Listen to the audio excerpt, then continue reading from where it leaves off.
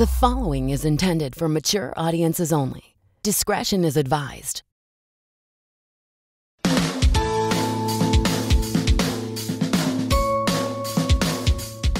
What's up, besties? This is episode 35, Guys, Burgers, and Fries of Childlike at Best with Mike Valdez, and I am still the second part of that title.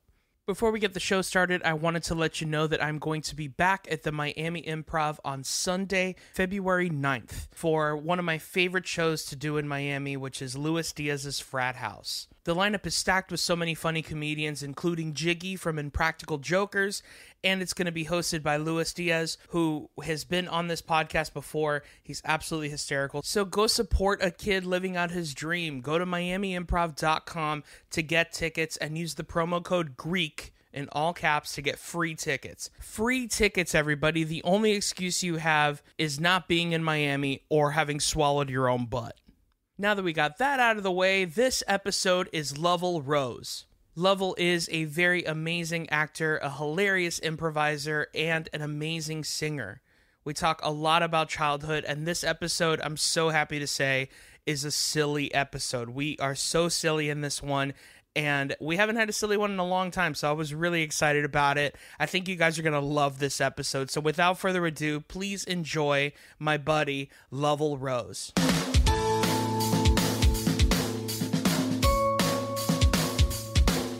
Had this show that you did this morning in Hialeah, you said? In Hialeah. Oh my gosh. Hialeah Elementary. That's so good. You're saying it's baby opera? Is that what it is? Well, the official name for it is in-school opera, but it is literally baby opera. Sure. We take, they have a bunch of different shows that they cycle through, and right now we're doing the Magic Flute, which is, Mozart's big boy opera, Die Zauberflöte, which, tells the story of this prince, Tamino. He falls down a well, he defeats a snake, kind of, sort of. These ladies show up, he falls in love. There's mild racism. It's great, 1700s. I don't know about all that. But no, but mild racism, so fun.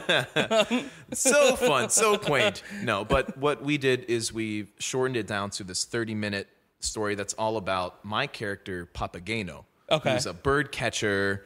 He's quasi a bird person himself. He goes around, he catches birds, gives them to the queen who rules the land, and all he wants to do is fall in love. Yeah. And so while he's sleeping one night, this girl, Papagena, runs by. No relation. Really? So... Yeah, there's 3 women that exist in this entire universe. We promise we're not related. Yeah, that's so weird. And she comes by, she sees this sleeping bird person, like, oh, wow, he's so handsome. I wish I could fall in love with him. But then she leaves with her sister, who's also the queen. And I wake up, I hear her voice, I start to look after her, and then she runs into the evil Moor. And this is where the racism comes in the original version. But in this, we've adapted it to be more of like an evil landowner, like this sorcerer type of person who just, your typical Disney villain where, of course, I see the princess, I want her, she is mine. Yeah. And, I save her from him, we fall in love. And never answer the question as to why the villain's nose is so long and crooked. His skin's a bit darker than the rest. Why? I don't is understand. That a turban you're wearing, sir? Are they trying to say something about society? Oh, what are they? That's a whole nother can of worms in the opera industry. Is just the playful racism that existed. Well, in the 1700s. And the thing is, I only dabbled in this part of music. Oh yeah, because you were vocal performance. Exactly. Yeah. So I've only dabbled in this, but something that you really notice is there's no new opera. Everything has to be 1,000 years old. And that's that's like the scandal in today's opera houses. Of course. Because there are relatively new operas. There are new cool things that are coming out, but you have the Metropolitan Opera and you have, the Chicago there's a Lyric punk rock Opera. opera scene? Yeah, Kanye West, Dude. Nebuchadnezzar. That is nuts. It's ludicrous. There is The rapper Ludacris. Yeah, it is literally just ludicrous. Yeah. He's out here writing punk rock operas. Yeah. But there is new opera that exists, and there's Okay. some really cool stuff. Like Philip Glass is Okay. this The name sounds atonal familiar. composer. Oh yeah, Yeah. He, if you're familiar with any drum corps-y things, Yeah. he did Einstein on the Beach, which was adapted famously by Carolina Crown in 2013, won them the gold medal. Okay. But he does a lot of really, really cool modern works. And there's this one work that was just premiered at the Met called Akhenaten, which was astoundingly beautiful with this countertenor, Anthony Roth Costanzo, who just murdered the role of the Egyptian pharaoh Akhenaten and told his story of like this boy who's like, oh, I'm just a wee little Egyptian man, do. Oh, Right. all of a sudden I'm revered as a god by these people. I guess I need to fulfill my role. Really hauntingly beautiful, and they do all sorts of intricate stuff where they combine like these atonal melodies with juggling on stage, and it was this production that was just at the Met was very Cirque du Soleil inspired, Sure. I want to Yeah. say, but there's some cool stuff that exists out there. It's just the problem lies in the owners of these opera houses being like, oh, well, Beethoven really sells, and so does Mozart, and all of our patrons, they don't really get that stuff. You know, the bleeps and the bloops and the swoops. Yeah. Yeah. Let's do the Zauberflute for the 17th time. It's so funny how, like, I started noticing this, like, 2 months ago, and I'm surprised it took me this long to notice it, is how a lot of the entertainment business is like church. I know exactly what you mean without you even having to say it. Like, it's just like people being like, I don't think they're ready for this. And it's like, dude, yes, we are. Like, it's not, we don't have to keep doing songs from 1,000 years ago. You've given us, I don't know, like 600 some years, maybe. We're kind of a little. Yeah. Our toes are in the water. Maybe we can go to the ankles. Maybe. Yeah. Crazy thought. A guitar in the church? No. That's too spooky. Right. And they like, yeah, or like drums or anything like that, you know, even though there's verses in the Bible that talk about like how you should bang your freaking drum, you know, like, The we don't. trumpet sells sound. We have a trumpet sound on the organ. We do not need to sound any actual trumpets. Thank you very much. That may, You because can they're, take that mess to the Baptist church. We don't do that here. that's hilarious. We're mostly just nervous to play the trumpet because we're afraid that it'll be the 7th trumpet. And we don't want to end this whole thing. That's really the only reason. That joke was for no one. Anyway, we started already. Hey, everybody, this is Childlike at Best with Mike Valdez. Hey, guys, guess what? I'm Mike Valdez. And today I have a very special guest with me, Lovell Rose. What it is, baby. What it is, man.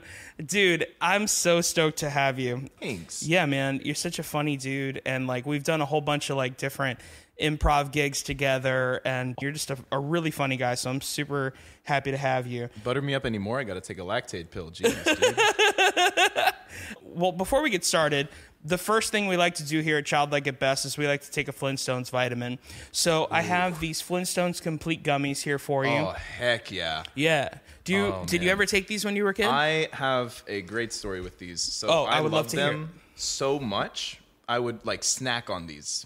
Really? You're not supposed to do that. No, Because there's not a at all. lot of vitamins in these. Yeah. And on like day 3 of my dad finding out that I've just been snacking on them, he's like, no bueno, son. No bueno, son. We don't want to lose you at age 7. Yeah. Like, but Dad, they're so tasty.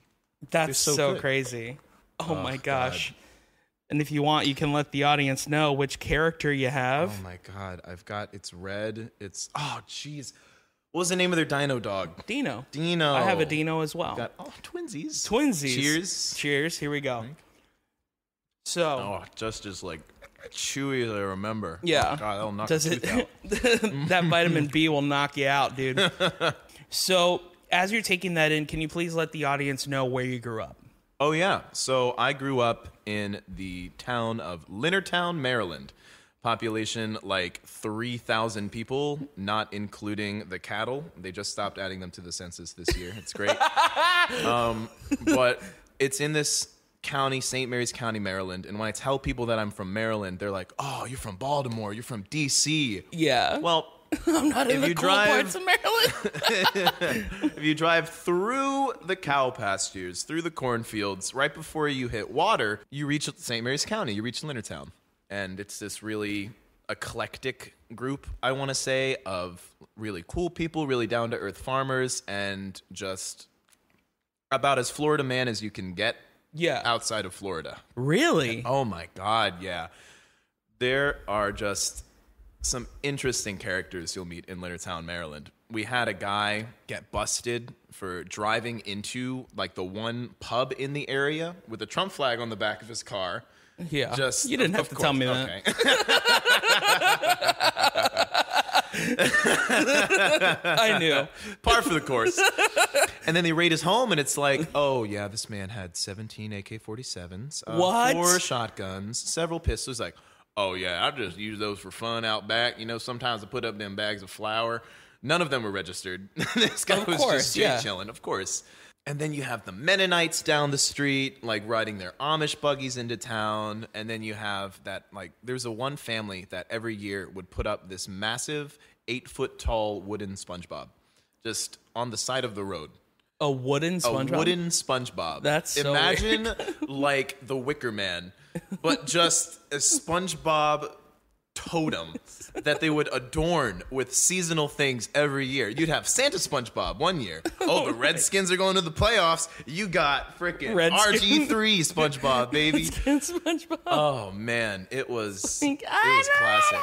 I'm ready for football season. Woo! Oh my gosh. I'm ready for the elementary school people to graduate.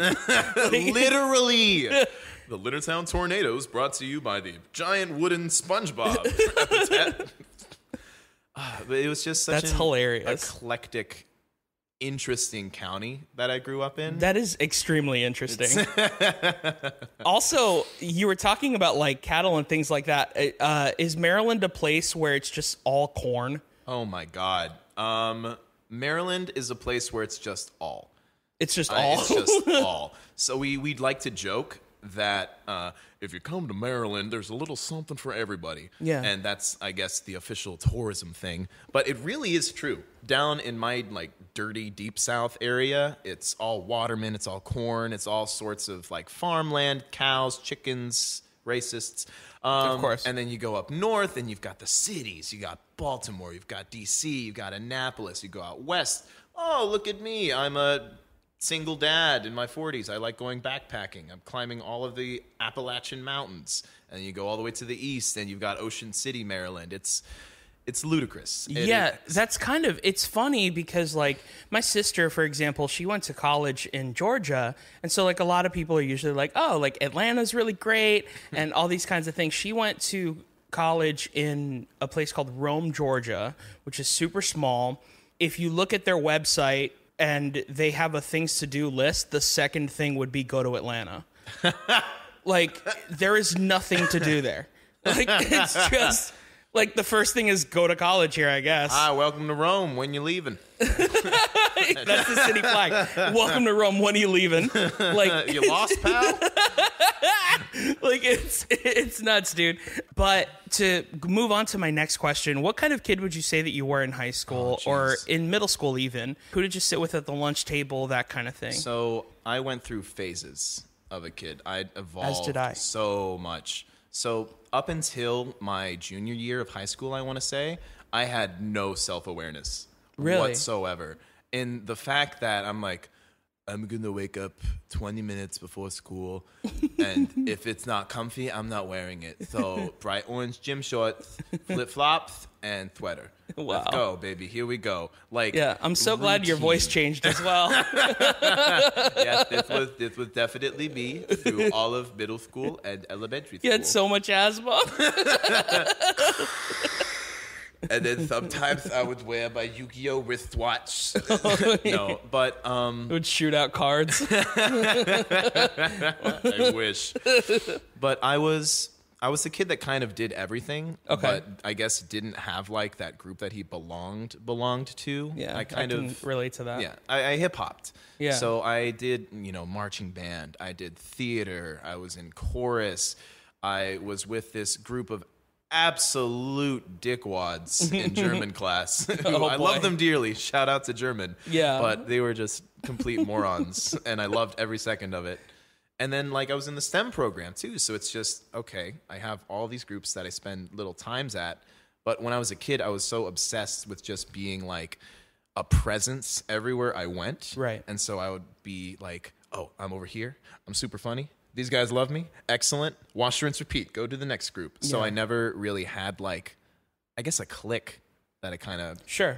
mellowed myself into. Yeah, neither did I. I was definitely somebody who I always wanted to be liked. I guess that's the performer side of me. Heyo. But I found a way to try to get everyone to like me, or at least, let me sit at their table, if you will. So you did theater, you did chorus, you did all this kind of stuff. Do you have any stories from doing that kind of stuff? Jeez. So when I was in choir, the choir director, Sarah Nelson, shout out Sarah Nelson if you're listening. Probably not. She's a mom with 4 kids. They're going to be like, she's dead. But she's dead.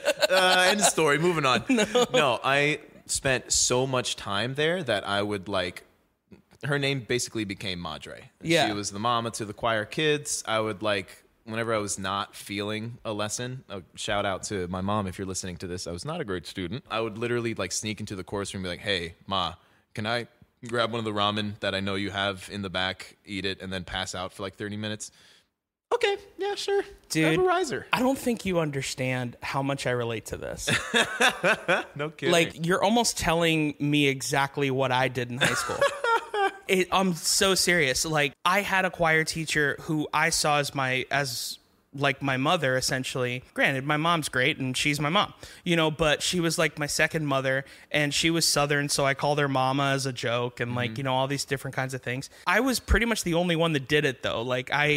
She wasn't seen as a motherly figure to people, but she was to me because she was my vocal teacher, and she was also the reason why I started singing at all, because she saw me and she was like, you're really good. You should do this. You shouldn't be in band or whatever. Little did I know the reason why she did that was because she had no men in her choir. All she needed to say was, you would be the only guy in a room full of women. And I would have been like, okay, all right, sounds like an easy A. La la la la la. Yeah, exactly. Do re mi so horny. You know what I'm saying? So that was a lesson in solfege, ladies and gentlemen. so stupid.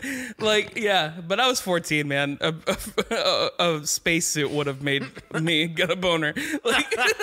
That's just the way. Now you're relating to me. Yeah. Hold on. Now I'm relating to everyone. That's just, being 14 was annoying because of those things. But yeah, dude, if I wasn't feeling school, which was most days, I would just go down there and, I would basically just hang out with her and eat her food, and just hang out. And that's actually what made me start writing songs, because I would just have the choir room to myself, and I just go, hey, can I go into the practice room and just play the piano? Never learned piano. I never did any of that. I literally just listened to my favorite band in high school was Something Corporate. They're a piano rock band. And I literally would just sit there with my CD player, and I would listen to every single song, and I would pluck every key until I got the one that sounded like the one I was hearing. Oh, hell yeah. And that's how I taught myself how to play. So even to this day, every instrument I've ever learned is completely by ear. Play every single note that exists and then find the note. Exactly. Yeah. Oh, my God. As long as you're not doing it in front of people, you can make all the mistakes you want. Yeah. That's how I see it. You know what I mean? The beauty of a practice room. Exactly. What would you say were the things that you got into when you went home? So the things that started inspiring you as far as movies, television, books, even anything. Oh, man. So growing up, I was a cartoon fiend. Me too. I was addicted to cartoons to the point where, so I had a really good memory as a kid. Me too. I Still do. Yeah, still do. Here I am. Yeah. Oh, wow. Did you just remember that? I That's did. Crazy. Oh, story right here, folks. But I would like, of course, SpongeBob was my jam as per usual. But Yeah. I would get to the point where, like, if I was on long car rides, I would recall, like, episodes of SpongeBob scene for scene, just like reciting them in my head. Like, Oh, dude. let me check my glasses. Man, it's you the are- mail truck. You are It's- speaking to me right now. Not as much with SpongeBob. SpongeBob was a big deal for me, but that's how I am now with The Simpsons. Oh, where yeah. when I watch The Simpsons, it's my favorite thing to watch when I'm trying to go to sleep, because I can just turn it on and close my eyes, and in my memory I can watch the episode because I've seen it that many times. It's great. Then your Like- dad's like, okay, we got about 22 minutes until we're at our destination. Perfect. Yeah. Are you ready, kids? Aye, aye, Captain. I can't hear you. Aye, aye, Captain. That's so funny. What's your favorite SpongeBob episode? Oh, my God. Idiot Box. Really? Idiot Box, 100%. It's the It funniest. is a very well written episode. It's so good. I have a science to why my favorite episode is Dying for Pie. And honestly, I think the reason why is because, honestly, I would even put live action. I think it is like Mount Rushmore best episode of the comedic television ever. Because there's at least 2 laughs per minute. Like, yeah. It's crazy how many jokes are in that episode. I still think back, like, the scene where they're unloading the pies. Like, oh, these aren't pies. These are made bombs. in a factory. A bomb factory. They're They're bombs. bombs. Oh, well, I wanted to buy them. Yeah, it's so good, dude. What other ones? I mean, there's, you know what's funny is like the ones, this is like the hipster in me. Like, yeah? you know, when people are like, my favorite's like Krusty Krab pizza or chocolate with nuts. And I'm like, that's everybody's favorite episode, you moron. Like, like, give me a real episode of SpongeBob that you think is good. You know? 3, episode 12. But specifically the moment where... Yeah. I want no weenies allowed or pickles. That's what I want. I don't want. Yo, the salty spittoon is Yes. 10 out of 10. Yeah. Salty spittoon.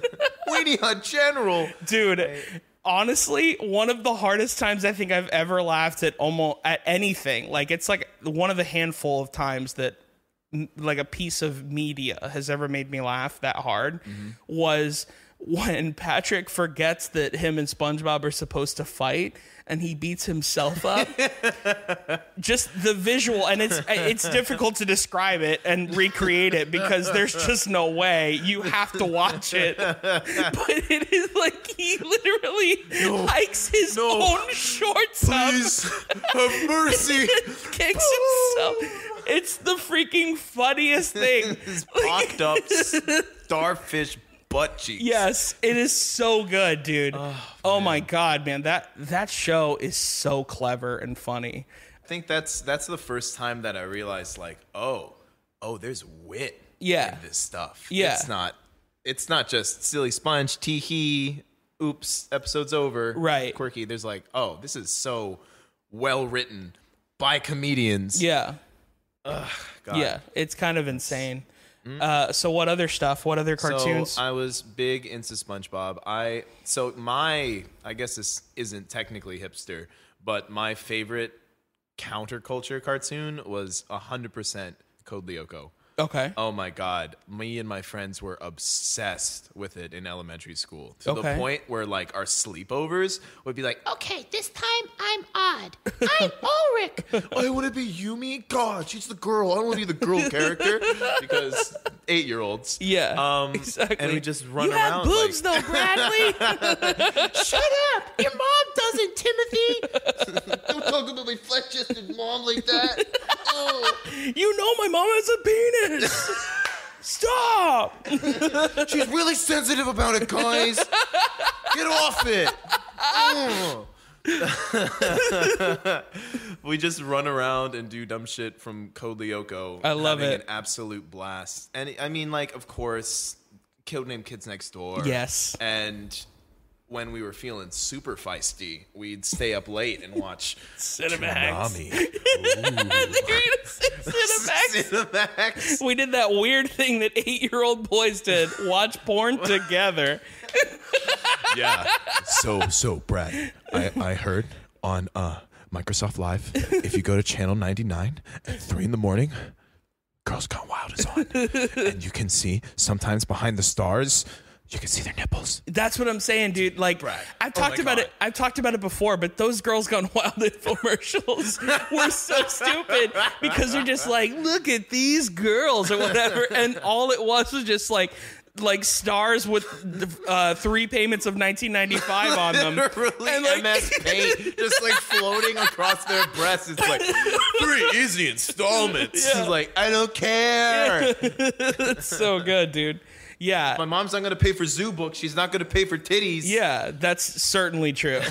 Yeah, if my mom wasn't getting me Zoo Books or Nickelodeon magazine, she wasn't getting me Girls Gone Wild. Oh God, Nickelodeon magazine. So Big cartoon head. Yeah. Love my cartoons. But I guess a lot of my performing origins came from my dad and his like influences. So I love my dad. Yeah. Shout out Paul Rose, gang. He like all of his interest in media. I'd sit upstairs with him on the big TV. You know, we'd watch like Fred Astaire and Ginger Rogers. We'd watch like old Hollywood stuff. We'd watch the Marx Brothers. I adore the Marx Brothers. Yeah, the Marx Brothers are great. 900% of like, I guess, my wit and my little utterances that I have come from Groucho Marx. Of course. He was the king. And I would sit there watching like Animal Crackers and Duck Soup thinking, this is the funniest man I've ever seen. Yeah, it's kind of insane because like comedy back then, it's kind of become way more freeform now.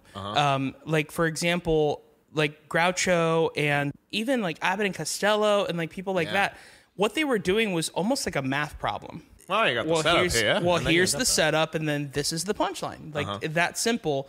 To whereas like comedy now is more of just like a free form. I'm going to tell you this story, and funny things happen in it, and like there's no real timing to this. It's just like like there's no real timing to this. It's just like funny. You know what I mean? Like that's just what it is. Which granted, there's still comics that have like one-liners and do like street jokes and, you know, like the Dave Attell's and the Norm Macdonalds of the world. Ew. You know, people like that. But it is kind of insane. Ironically, my choir teacher was the person that got me into that kind of stuff as well. Got me into, because like my dad really likes physical humor.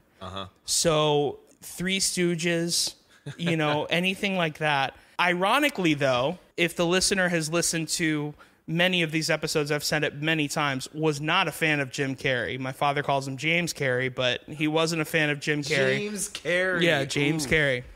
Was not a fan of James Carrey because I saw Dumb and Dumber at a really young age, and we saw that whole, like, dream sequence scene. Oh, God. Yeah. Yeah, so boy. he thought the punchline to the joke was that we were going to see tits, and that wasn't what it was. So my dad got real upset. James Carrey cockblocked me in 1997, and I haven't been the same since.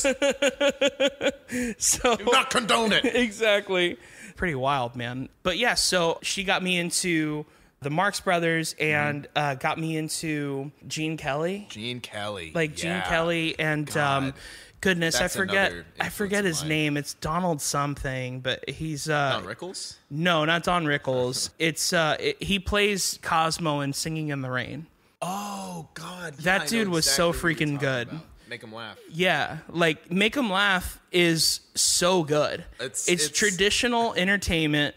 Like it's just like this like it's vaudevillian, but Old also Hollywood, like at its finest, right? But that's, like, also the peak of it. genuinely funny, like timelessly funny. It's so good. It's coming back around a little bit, but that was back when like you couldn't be an actor unless you had 5 other things that you were good at. You know what I mean? Like, because like I need Gene this guy Kelly who sings, dances, does flips off the walls, all this wonderful stuff. and also he's very good looking. Like it's kind of insane. Like, because, like, Gene Kelly was essentially John Hamm. You know what I mean? He was just, like, a good-looking dude, but also he could dance extremely well, was an amazing singer, could carry a movie on his own back without 2 great actors helping him, which like, you know, he had, you know, these other two people in Singing in the Rain, which I forget their names. Wasn't one of them George Clooney's aunt or something like that? Or am I thinking of White Christmas? At one point, my choir teacher was like, "Oh, that's George Clooney's aunt, or like great grandfather or something." It's like, oh wow, that's kind of crazy, you know. But it also makes sense because she's very good looking, you know, and so is George Clooney. That's where he gets it. Yeah. But yeah, I love all that stuff. And then that's also what got me into the Muppets and like Steve Martin and like my dad could write pages upon pages of just like love letters to Jim Henson. Yeah. Jim Henson is dope. Huge Muppets fan. Yeah. Huge, like we'd watch Emmett Otterton's Jugman Christmas literally every Christmas. Yes. It's so good. Man, here's the thing. So a bit that I always like to tell people is like, oh, what kind of things would you have to sneak from your family to like watch and things like that? Like if you weren't allowed to watch rated R movies or whatever. I had to sneak some of the most like dumb stuff. Because I grew up in a conservative Christian home, but also if my mom just didn't like something because she didn't like it, I wasn't allowed to watch it. Yep. So like, for example, she hated the Muppets because she thought they were ugly. She said it all in Spanish. She's like, I have a muñequitos. Like, I don't like that. And I'm just like, my God, Mom, like they're just puppets. It's not a huge deal. You know, like I wasn't allowed to watch Sesame Street. Like I wasn't allowed to watch any of that stuff. So I literally had to sneak the Muppets like it was like Girls Gone Wild. Oh my God. You know what I mean? It's crazy. But a buddy of mine from church made me a like greatest hits compilation of like Muppets bits from the Muppet Show. I still have it, dude. Like it's like some of the best stuff I ever. Like it's so good. And it also got me into like really good comedians as well because like Steve Martin hosted and like a whole bunch of different cool people. Carrie Fisher was on in one of the episodes. Like, I mean, all this, anyone who had a name in the 70s or 80s. So you were a Muppet fan as well. I loved the Muppets. Absolutely adored them. That's, I guess, when like the Muppets is probably my earliest influence in starting to do like voices and voice work because I loved doing voices as a kid. I still do. Me too. But You know, Kermit the Frog was the first kind of like voice that I started to do. Oh, when he's sitting there talking to Fozzie Bear. I love it. On the couch here. I love it, dude. Oh my gosh. And then Fozzie comes in. Yeah. And, Waka waka. waka waka. What Muppet character do you think you relate to the most? Gonzo. Yeah? Why though? Why though? Because I'm not as much of like a tormented hero as Kermit is. But I'd say I'm more of a mix of like Gonzo and Fozzie. So I'm like, hey, here I am. Yeah. The bear awkwardly throwing jokes at you, hoping they land. And then by night, I'm like, I'm just the kind of sad, wistful creature that just tries his best. Yeah. And hopefully doesn't completely shit the bed. Yes. I love it. So I have a weird answer for that and also for just these, because I overthink these questions. I like these questions a lot. Like another big one for me was what Simpsons character do you relate to the most? Oh, yeah. So for me, my initial response for Simpsons is to say Bart, right? I relate to Bart the most because I'm funny and because I want to make a ruckus and like all these different kinds of things. And then I really started thinking about it. And then I was like, actually, that's who I want to be. Yeah. That's what I want to be like. I want to be known as the funny guy. I want to be known as the guy that causes a ruckus. That's who I really am. All I want is to be liked. So I'm really like Milhouse. Right? Yeah. And then it's literally the same thing for the Muppets. Where like for me, immediately I was like, I'm Ralph. Because I'm a cool dog. I'm in a band. That's me. I'm a cool dog. I play in a band and I play piano and I'm the singer. It's I'm punk rock as hell. Like I'm cool. And then I was like, oh, like I do all those things, but like I want to be seen as that. Yeah. And like I want you know, so then, you know, taking all that into consideration, I was like, so really I'm Fozzie. Because Fozzie is like, take all of the waka waka and all that stuff out of it, he's a really human character, you know, because all he wants is just to please people and his jokes never work. You know what I mean? And so like, and that's, you know, when you really take the piss out of it, you're like, holy crap, this is actually a really sad thing. Ouch. You know what I mean? Indeed. Exactly. So like, but that's really who Fozzie is. I freaking love Fozzie because of that. And like, like I love every Muppet for different reasons. So what about movies? So what were some of your movies? Fucking hell. So I loved UHF.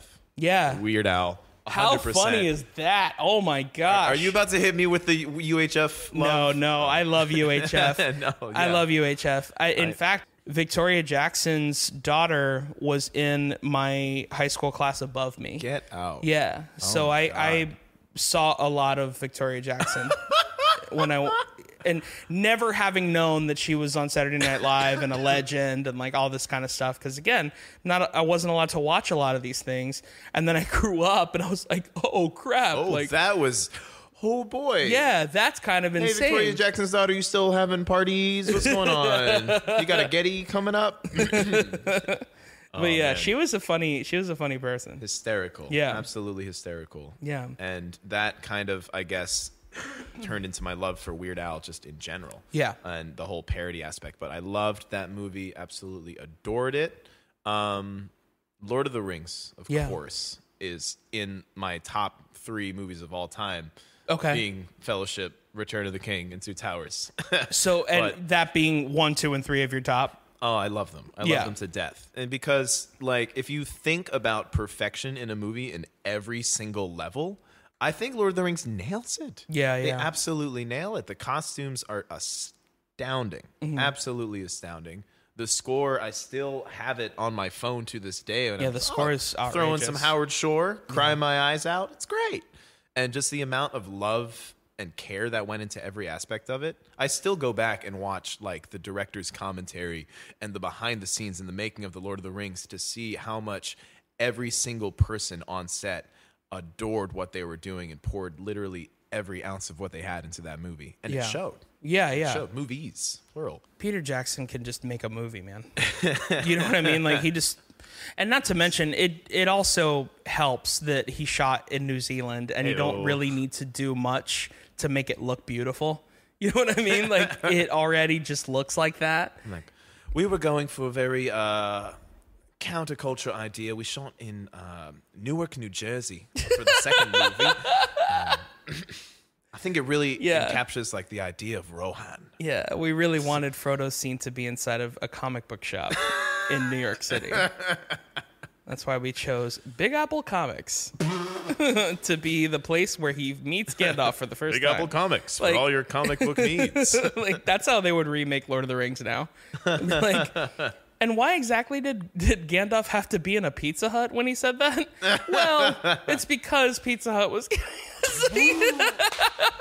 Oh my God, critically acclaimed actor Jeffrey Tambor. Hello, it's me in a Pizza Hut. Yeah, those movies are great. What were your feelings on The Hobbit?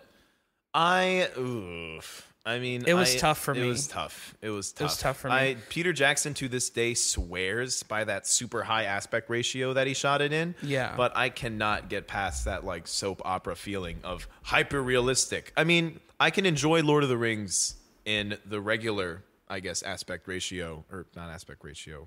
What was it that he shot it in? He shot it in Frame rate? 35 millimeter. 35 millimeter, yes. Yeah. I can enjoy it in that without having to see Gandalf's nose hairs. Like, here's the thing, though. For me, I saw the first movie in 35 millimeter the way that he intended it to watch, or for it to be watched. And I went with my best friend who is a huge Lord of the Rings fan. And immediately we were like, everything looks fake. Yeah. Like, pulls the wool over your eyes. Yeah, exactly. I was like, maybe we should just watch this at a normal rate, the way that you're supposed to watch a normal movie, because you're thinking, I mean, it is cool, but like, I don't need to see the makeup on people's faces. You know what I mean? Yeah. Like, I understand that there's makeup people and there's hair people. Like, I don't have to be like, oh, like, a little bit of his pomade, it just fell off. Like, I mean, you can literally see every little detail to where big set pieces, you were like, this looks fake as hell, dude. You know what I mean? And there's the coffee that Agrip left right next to, Gandalf's staff. It's great. yeah. In Excellent. fact, I think the only thing that saved the movie, in my opinion, which I was going to ask you what your opinion is, I think the only thing that saved that movie was the Ed Sheeran song at the end. And that's saying something. Because the Ed Sheeran song was actually really good. It was fantastic. Like, it it's was great. And what's really awesome is that he wrote it using lyrics only from dialogue from the book. Did you know that? Yeah. I see fire burn Auburn on the mountainside is actually something that's said in The Hobbit. Ooh. It's unbelievable. Oh my God. Yeah. And so it's and also he wrote, produced, and mastered the song in 24 hours. It's kind of insane how they made that song.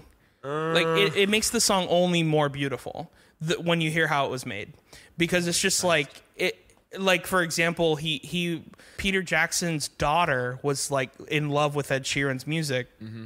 She loved A-Team, and this was when he only had one album before Shape of You and all that stuff. So he only had one album, and he was like, this guy actually seems pretty cool. Maybe we can have him do a song or whatever. And then he was like, all right, so I want you to write a song for this. I'm going to fly you out to New Zealand. I'm going to show you a cut of the movie, what I have so far, but I need it immediately because this movie's ready to be done, that kind of thing. So he saw the cut, which I'm assuming was 18 hours because that's Peter Jackson's movies. Now you've got 6 hours. You have to come up with the song, buddy. Now you have to make a song in 45 minutes. And so, no, he probably showed him probably a 3-hour cut, something. I'm assuming before it was all edited down, it was probably 3 hours. A good Peter Jackson movie, or even James Cameron, people like that, it wouldn't surprise me if their original intent was for the movie to be 3 hours. And then the editor's all right, well, not all of this is necessary. And then they cut things, that kind of thing. Something Scorsese needed for The Irishman. But anyway, but anyway, so he sees the cut, and he was obviously a really big Lord of the Rings fan as well. So that really helps as well when you're writing a song for it. And so he had this idea, because the whole thing was about Smaug and all these different kinds of things. And then he immediately thought of the line of dialogue, I see fire. And then he was like, that's the song. And then wrote the song. The song was just him and the acoustic, and that's all it was supposed to be. And then he was like, there should probably be a choir or whatever. So they literally, I think it was they went across the street and they found a choir practicing. And they brought the choir into the studio and did it in 3 takes. Get crazy, out right? of here. This whole story is insane. This whole story is insane. God. And so then he says, I also feel like there should be a violin in here. They couldn't find anyone who played violin. So Ed Sheeran literally went on YouTube and learned chords to play on the violin. That's why, I'm not kidding, that's why when you listen to the song, the violin doesn't sound that good. Because it's literally Ed Sheeran. Yeah, it's literally Ed Sheeran. And he said him and Peter Jackson were we want it to be like that because it shows the pain. It's very raw. So it doesn't sound perfect. That's the whole reason why we want to do it like this. Wow, man. It's so crazy how that song was written. Astounding. Yeah, it's nuts. A lot of the stories of how he wrote, even some of his hits, are just the fact that you even made this is already crazy enough. And also the song is amazing. Millions of streams behind it. Of course, yeah. It's I'm glad that he's such a Lord of the Rings fan, but could you imagine if the Peter Jackson's daughter's Ed Sheeran, he's the best, we need to bring him over, and he's like, what the hell are these movies? Yeah. I was a Star Wars kid growing up. I know. I guess swords clash, dwarven ass climbing up the mountainside. Big dragon flap flaps his wings. Yeah. What's the name of this song? It's called Flap Flap Flap. It's called Flap. That's it. I wrote it in 6 hours, mate. So stupid. Yeah, it sounds like it. like there's like some stories where like you hear like I wrote that in 6 hours and you're like, holy crap, you wrote that in 6 hours. And then there's songs where you're like, yeah, that sounds about right. Yeah. You sure it wasn't 5? Yeah. So anyway, so Lord of the Rings, all that kind of stuff. What about like, did you live in any kind of a strict household? Like, were you not allowed certain things? Yes and no. Okay. I mean, my mom is very, very old school. I wouldn't go and say like she's conservative Christian. Yeah. But she's very much like, we don't use the bad words in the house. Right. They're not underwear. They're called Jar Jars. Jar Jars. That's a thing that my sister and I still joke about this to this day. Whenever you- is like when we oust ourselves to our friends, like, oh yeah, I need to bring an extra pair of socks, some Jar Jars. Our friends all turn to us and be like, what the hell are you talking about? What are Jar Jars? I'm like, you're Jar Jars. You wear them under your shorts. You wear like underwear. Like, oh, we can't say that word. Oh, It's you like, guys. boy, are you serious right now? You don't call them underwear. You call them Jar Jars. Motherfucking Binks over here. What are you doing? And I'm just sitting there embarrassed like, oh. Oh, okay, is it not normal that when you poop your pants, you go, Misa went boom boom? Misa go boom boom. Uh-oh, big boomers. Misa go boom boom. But I had her and her very, very sweet, very like, we don't swear, we don't listen to bad things, we don't do violence. I think that's just like a Southern mother, though. Southern it's mother. just Very like much a very Southern like mother. yeah, just like a nice mom. My dad, on the other hand, is like, hey, level. Yeah. Technically close your eyes, but this is the part where the titties come out. Like, look at technically close your eyes, but these are underwear. It's like, hey, you want to watch Pulp Fiction, kid? It's a great flick. Quentin Tarantino's an excellent director. I'm like, That's so Dad, I'm good. 7. Yeah. It's fine. It's fine. It's fine. It's you great. seem like you You'll like appreciate feet. You'd like it. Oh, that explains everything. Yeah. No. But so I had my dad, again, love him to death, biggest inspiration in my life, throwing all of this stuff at me, all this super cool. He'd be like, hey, you want to watch South Park tonight? I'm like, really? I'm 9 years old, Dad. He's like, it's a great show. Yeah. You'll enjoy it. That's awesome. And I did, and I loved it so much. But it also had me swearing like a sailor in middle school, which I've learned to dial back on recently. Thank you. Shout out to Mom if you're listening. Thank you. I'm being a good little Christian boy. But I wouldn't really say that I had anything restricted. Okay. I guess growing up, I was very fortunate to have. That's a good dad thing, that though. Was super duper cool, and then the mom on the other end with her leash to reel me back in if I was ever getting too like. No, that's basically pornography. Come down. That's a calm good down. yin and yang, though. I think It was nice. It was nice. I had pretty dope parents. Yeah. Shout out to Mom and Dad. Absolutely.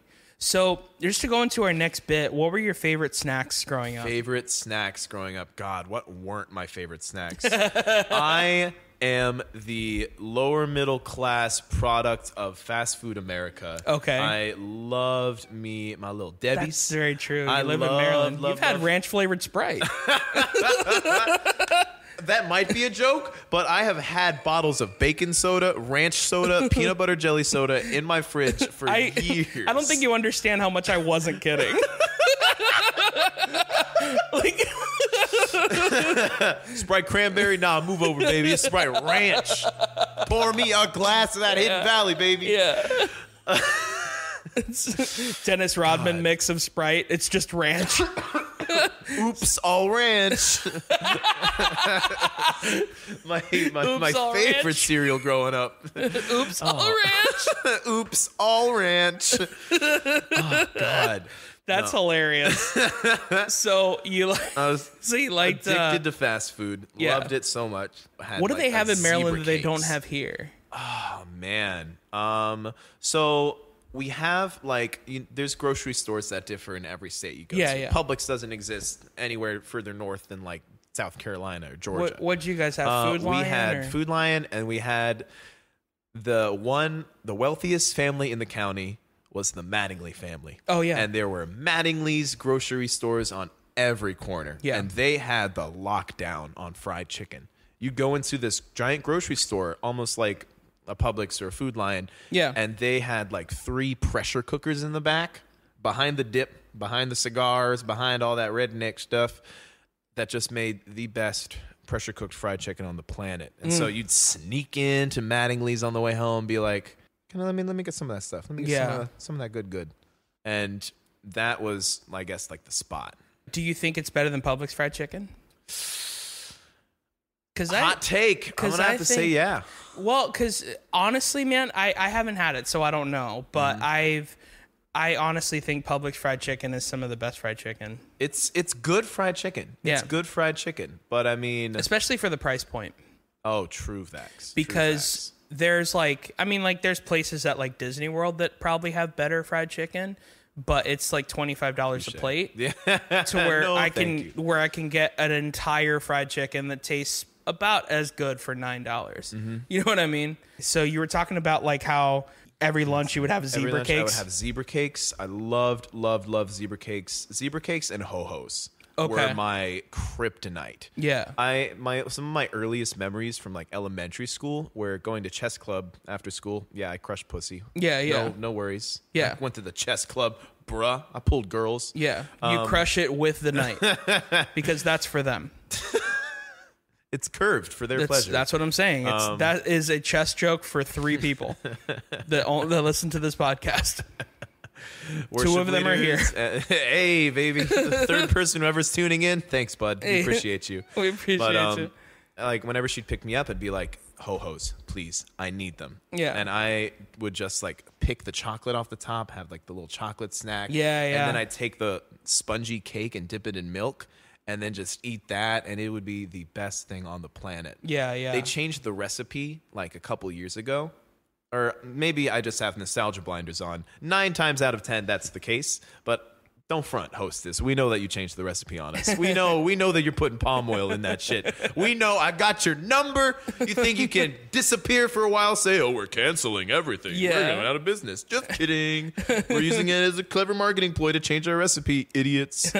But I absolutely loved them. I was addicted to them. I would have like a 3-pack a day. Yeah. It makes me sound like a chain smoker. That's crazy. That and zebra cakes and just like sweet snacks in general. Sure. Oh, man. Zebra cakes, I remember the day in 3rd grade when I had the genius idea of putting zebra cakes in the microwave for 4 seconds. Get out. Yeah. You can do that? Yeah. That's legal? Yeah. It's like the day you realize that you can melt cheese and it tastes better than it just being there on bread. You know what I mean? And you're like, oh, it's the same thing. It's just melted. You're like, it's what? Just cheese. No, it is cheese sauce. It's crazy. You can oh my God. It's very good. I literally never thought of that. Just don't put it in there for too long. But yeah, which I've made that mistake as well. But yeah, just put it in the microwave for no, the burn edges on the outside just adds to the flavor. Oh, yeah. baby. Yeah, so that's clear plastic film. Just leave it on. Steams in the bag. Woo! It's good stuff. Candy coating. I did a lot of crazy things in the microwave as a kid. What's another thing I did? I don't know if you know about this. You can get potato chip bags and put them in the microwave and then make little miniature keychains. Have you done that? I feel like you're trying to get me to blow up my house. Dude, I don't think you understand. This was like my side hustle when I was in 2nd grade. I would sell them for 50 cents. I'd be like, oh, you want a little Doritos keychain? 50 cents? And then they'd be like, yeah, great. Because that was also back when in 2nd grade, you remember how 50 cents meant you can buy anything at the snack place? Anything. Yeah. I can, and I would have like a little miniature Cool Ranch Doritos bag. Isn't it like aluminum though? Yeah. Oh my God. I don't think it's aluminum. It's like, it's something. I mean, I haven't done it since I was in 2nd grade, so I don't know if it's still a thing, but that's 100% something I would do all the time. All right, I'm going into eBay and finding some chips from the early 90s. I'm throwing them in the microwave right when I get home. Yeah. Just don't do it for too long. Running a lucrative side hustle. But what about cereal? What was your favorite cereal? Cereal. I was a tried and true Reese's Puffs boy. Yeah. You cannot take the Reese's Puffs out of me. Yeah. Like the freaking peanut butter chocolate flavor wrap back in the day. Could spit that thing. And any like sweet I guess, candy cereals. I mean, Sure. but of course, because kids eat that shit up. Yeah, of they course. absolutely love it. Yeah, the Reese's Puffs commercials. Do you remember those I commercials? completely love them. Yeah. The vans that would show up outside the house, be like, "Come on, kids!" Dude, from what I remember, those commercials were so sexual. What? Like they would eat this is going off memory. I'm going off the dome, but whenever they would talk about them, like they'd be like, Reese's Oh my Puffs, God. they're so good. And I'm like, you're 9. Do you have a boner right now? Reese's Puffs, Yeah.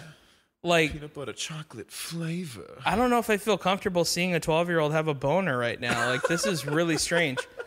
Like, and so it's like, this is so good. Now back to your regularly scheduled programming on Nickelodeon.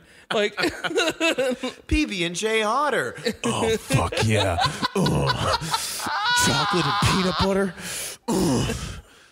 I need more spoons, more in my mouth. do you think PB&J Otter calls sex the noodle dance? That's funny. Oh no! That's funny. I like that. Well,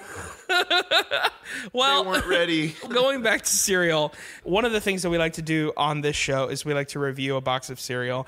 And usually I like to get cereal that has something to do with my guest in some way, shape, or form.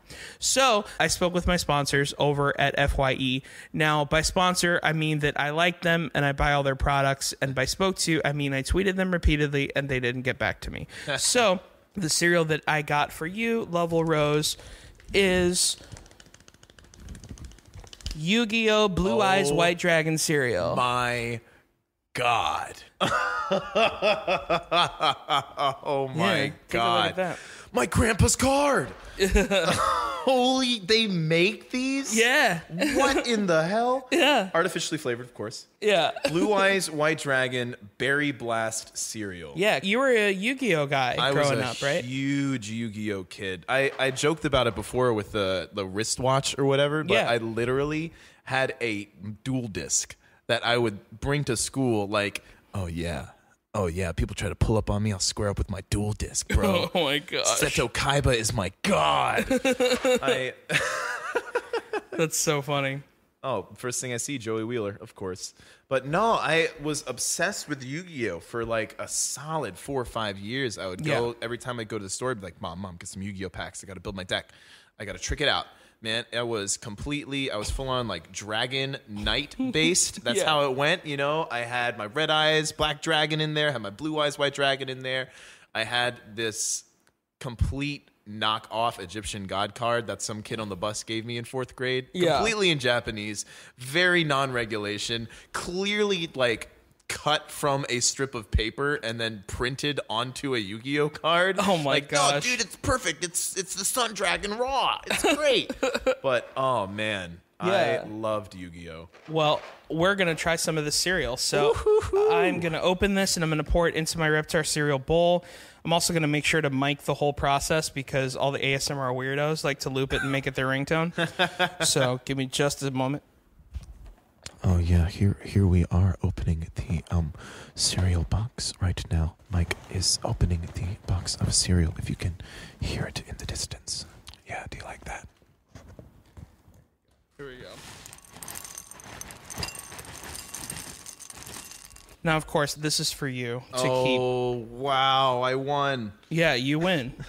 It would be fun to review this cereal, but Nice. what I think would be more fun is to review this cereal as Yu-Gi-Oh! Or the Blue Eyes White Dragon, any character from Yu-Gi-Oh! You'd really like to review him or review the cereal as. So what I'm going to do is I'm going to find some Yu-Gi-Oh! Music here, and we're going to review this cereal together. I'm actually going to join in as well please do. after you do. If you want, you can also describe the cereal to the audience since they're not. Oh yes, we have these wonderful. Oh, I guess I should probably get into character right now. Yeah. And who better to review the Blue Eyes White Dragon cereal than Seto Kaiba, owner of all 3 Blue Eyes White Dragons? We have these multitudinous colors in what seems to be a knockoff Trix, but this is no knockoff cereal. This is the true and only Blue Eyes White Dragon. Only authentic cereals in my deck, Yamayuki. Oh my Let's get a little crunch here, see what's going on. What? Could this be? Faint berry flavors reminiscent of Fruit Loops? This is impossible. Only I should own these flavors. Not this Blue Eyes White Dragon cereal when there's no quantitative blue colors in the cereal whatsoever. Very clearly a branding ploy. Oh, you're smart, Joey Wheeler. Quite smart indeed. Oh, man. It has a wonderful mouthfeel, it seems. Crunchy, with just a bit of chew in it. Almost akin to that I'm gonna of... take a little dollop here. Let's see. I'm gonna review this as the Blue Eyes White Dragon. All right, here we go.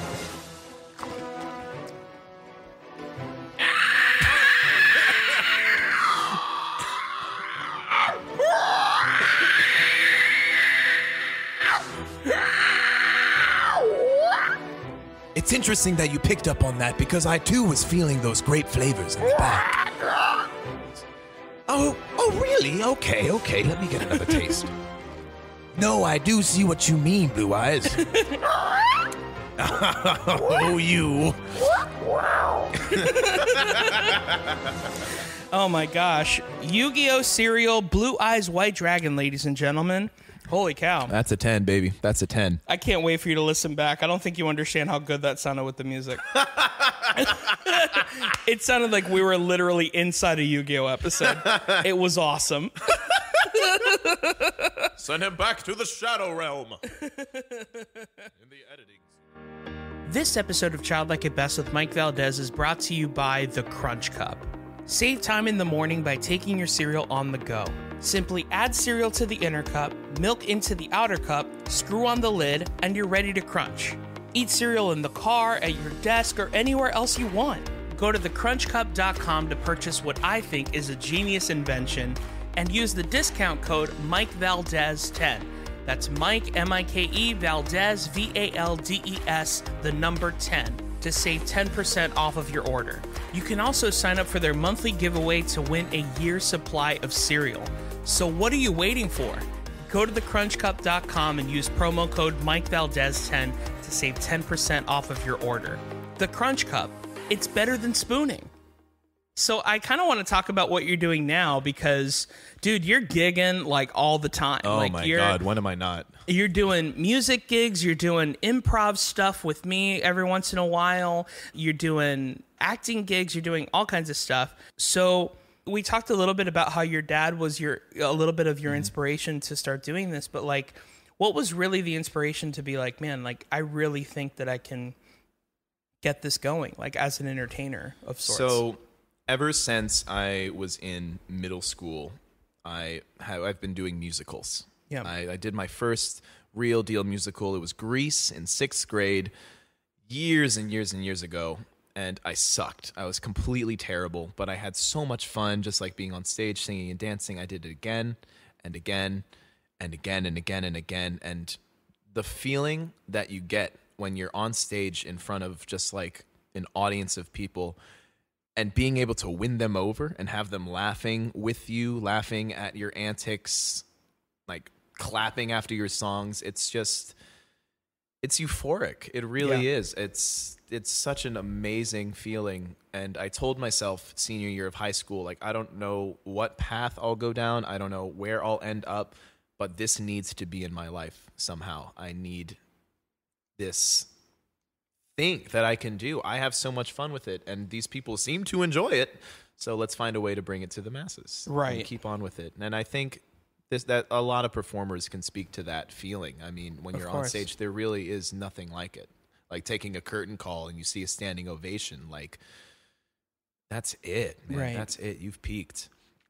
But I'm fortunate to be able to have all these different facets that I do. It's tough at times because I don't have a manager. I don't have an agent. A lot of what I do is booked through me and through the people I know, and that can get kind of hectic, especially like you were saying. I do opera gigs. I do improv work with you at the Dinner Detective. Yeah. I just did this gig with a Warner Brothers up on the South Florida Bright Line. Shout out to the Bright Line, doing the Polar Express. Yeah. And it was amazing. But I meet all these people and I create these groups and this network in so many different facets of my life that it's just so hard to kind of bounce around between them. But I told myself when I was coming down here to Miami that this is the life that I wanted. Right. To never stop moving, to never stop working, to never stop being on stage and having that connection with an audience. Now, just out of curiosity, when you moved, did you move by yourself or? Just me. Yeah. I grew up, like I said, in Leonardtown, Maryland, and I lived there 18 years of my life. And I realized when I was like a junior, senior in high school, this is where people are born, they get married, they pop out a few kids, they work till they're 50, and then retire and die in the same plot of land. I mean, that's not me. I don't want that. Right. I never wanted that. It's really interesting. I was listening to a podcast with Conan O'Brien, and he said, you know, we're in this business where we get paid to be funny. We get paid to be entertaining. Mm-hmm. To whereas like 200 years ago, you could be tilling fields or whatever, and then people would be like, wow, man, you're really funny. Anyway, go back to work. You know, like, that's literally like the life. Like, that's what being funny wasn't something that like, to whereas like now it's like, you're really funny, you should have a YouTube channel, or like, oh my gosh, you're so funny, you should do this, or like, you're really good at singing, you should be on American Idol. Like, there's like so many different aspects of things that you can do, to where it's like back then it was like, man, that guy's really funny. I mean, cool. Steve the Shit Shoveler, man, he's got some great one-liners. Too bad he died of dysentery yesterday. Exactly, yeah. So like, it's kind of insane when you think about it. Why Miami, though, of all places? Well, to harken back to my not-so-stellar student-isms, when I was graduating, I knew that I wanted to study music. I knew that I wanted to get a degree in voice because I had no formal training whatsoever. I took a couple lessons with a private teacher my senior year to get me ready for auditions, but other than that, I was a complete novice, and I knew that I wanted to be like the best musical theater actor on the planet. Right. And so I applied to all these schools, was completely lazy, didn't apply to all the ones that I wanted to, or missed the deadlines for a lot of them. But one of the schools that I did apply to was the one that my course teacher, Madre, was doing her doctorate at. She said, hey, I want you to look at the University of Miami. And I'm like, Miami? Like cocaine? Like the sports ball? Yeah. Like the U? I don't know sports ball, but okay. Yeah. Big bikini babes. And I looked into it, and I saw that they had a really good music program. So I thought, you know what? Screw it. I'll throw my name into the hat. What's the worst it's going to do? I'm out $30 for the Common App fee. So what? And then I got in, and I thought I wanted to get out of here. I want to get out of my hometown, and what better place than the complete antithesis of where I grew up in Miami. Like, literal world city. Right. And so I'd kind of, in my optimism and my naivete, I was like, I'll just throw myself down here and see what happens. And that was 2014, and I've been living down here since. Nuts. That's crazy. Whew. That's really cool, man. You recently did the Polar Express, which I kind of wanted to talk a little bit about that. Oh, please. So what was the experience? This was one of the most unique things I've ever done. Okay. So for all the listeners out there, harken back to a time when your mom and pop were sitting you down cozy in your bed reading you Chris Van Allsburg's The Polar Express, and then 2006 rolls around and the movie comes out and you're mildly terrified, but apparently it was so well loved, which I learned after I got accepted. Yeah. That they took the movie, they took the book, and they adapted it into a 65-minute train ride experience where you go and you sit on the train as a passenger on the Polar Express. And so myself and several other people were the conductors. The conductor from the book, the big mustache, the glasses, the uniform. You would go around and punch tickets. Everyone got a golden ticket when they got on, and we'd punch out the B's into them, and we'd punch a giant amount of like ticket snow onto these passengers. And then the chefs would come out in their chef suits and they would do a hot chocolate dance and serve hot chocolate and cookies. And then they would take off their chef uniforms and reveal that, oh, they're train stewards. And we're here to tell you the story of the Polar Express. We're here to talk to you about Christmas. We're here to sing songs with you. We're here to make you have the most authentic holiday experience you can get in Miami, where as cold as it gets is like 62 degrees. Right. And it's just this wildly amazing, high production value Christmas train.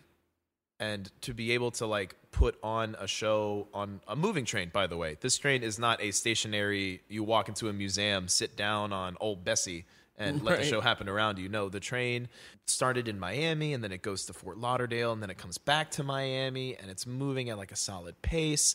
There's bumps in the train ride. There's like stops.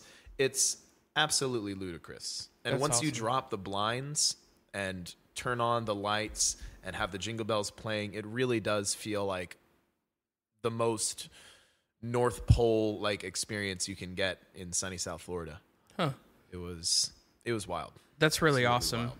Out of all these things that because you've been performing for so long, can you tell me some stories where you were on stage, like some like funny, embarrassing moments, maybe God. bomb moments, anything? So something I like have a running history in my shows where at least once during the production, usually during the shows, I will split my pants right down the middle of my ass crack, cheeks flopping out. First time it ever happened was in high school. I was Okay. in the marching band. We were doing a show, and I was putting my horn down, and we did this dance move where we like squat and kick out our legs, and then immediately right down my inner thigh.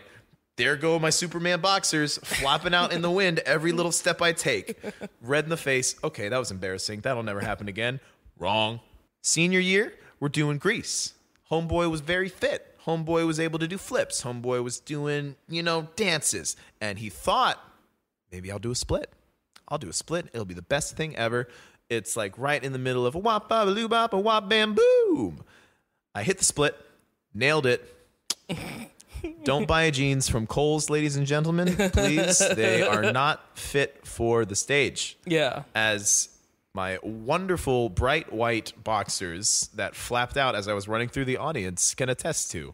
Yeah. Oh, my God. Yeah, I've had moments like that. We had, in high school, we did homecoming week, and there was always like a lip sync battle between all of the grades. And that year we were doing Scooby-Doo, I believe. And we did the MXPX version of the Scooby-Doo theme song. So it was like super punk rock and all this stuff, and I was the lead singer of it. And we had a whole bunch of stuff. We had people dressed up as the characters, and like we even did this thing where we got the actual principal to be the guy that we're chasing the whole time. Like he agreed to do it. Like it was a really good Oh my thing. God. It was really awesome. And so very similar to you, like at the very beginning, I decided when they opened the curtain, I'm going to slide with my guitar. Oh, no.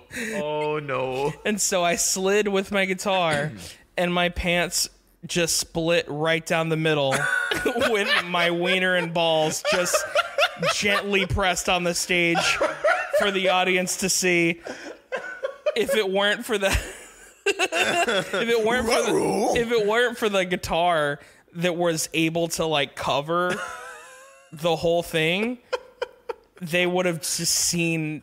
It would have been like a Red Hot Chili Peppers thing where it's just like, I oh, need a sock. yeah, Somebody, we're just gonna see that dude's wiener all day, huh? Like, like it was nuts. Yeah. God. Yeah, that's happened to me before for sure. Something about pants. Just don't agree with stages. Yeah, or people that like to do like crazy acrobatics. Do you have any other kind of stories like that? Man, geez, I'm trying to think. So there was one time I was doing The Little Mermaid. Okay. And I was Scuttle. And for those of you unfamiliar, he's the Thagol. Yeah. And in order to make my hair like look like a seagull's. I had long hair back then. This was like down to my shoulders. They would frizz it out, spray it out, so I looked like I had a freaking Doc Brown afro. Right. And to make it white, they poured baby powder in it. So I thought one day, oh, the makeup artist is busy. I'll do it myself. Unbeknownst to me, the lid of the baby powder thing came off. Oh, and so no. I had a giant lump of baby powder on my head that I was unaware of for the whole show. And I'm going through the first act. Everything's fine. A little bit shaken off. No big deal. Come to my big dance number at the start of Act 2. I touch up my hair again, adding more flame or more fuel to the fire. And I do this move where I fling Ariel out and I like do a little spin. Baby powder goes fucking everywhere. I'm talking like zero visibility. Cloud of death descends on the stage. And I'm thinking, oh shit, this is not good. There's a big dance number immediately after this where people need traction. Yeah. The next scene happens. I go off stage and I'm like, you need to sweep that stage. You need to sweep that stage. Oh, they're already going on. The second people start flooding on stage, it's disaster. This one girl slips and eats shit like immediately. No. This one guy tries to do like a tap routine, completely like wobbles and falls all over the place. Ariel can't walk. She's like slipping. She's literally holding on to coral for dear life. I'm like, oh no. Oh no, I ruined it. That's for so the rest funny. of the show. People literally had to be like, okay, so level fucked up. Yeah. Paper towels on the bottom of your shoe and scoot. Yeah. We do not have the finances to pay for injuries, so. Oh my gosh, that is nuts, man. Wow. That's a fond moment in my illustrious theater career. Oh my gosh, I love it, man. Well, this has been an episode, dude. I've had so much fun. Where can people find you online? Where can they find me online? I have a Facebook page, Lovell Rose Baritone. It's great. You'll see me post on it once every 7 months. Nice. It's nice and hot. It's great. Nice and hot. I got an Insta at cisgendered rosebush. Nice. The only cisgendered garden plant probably on the entire interface, but it's great. Other than that, come catch me at Dinner Detective with my boy Mike Valdez. Yeah. Or if you're listening and you're under the age of 9, I may be coming to your elementary school. Yeah. Moms, please make better choices. What are you doing letting your 9-year-old listen to this? Also, let them know that it's because you have a job to do there, not like that you're just showing up to that elementary school. Oh yeah, that's right. Of course. No, but yeah, like we were talking about earlier, I'm doing the Papageno opera, Little Magic Flute, visiting all the elementary and middle schools in the area. So if you do happen to be 9 years old living in the Miami area, hey, catch Lovell Rose as Papageno coming to a hot cafetorium near you. Nice.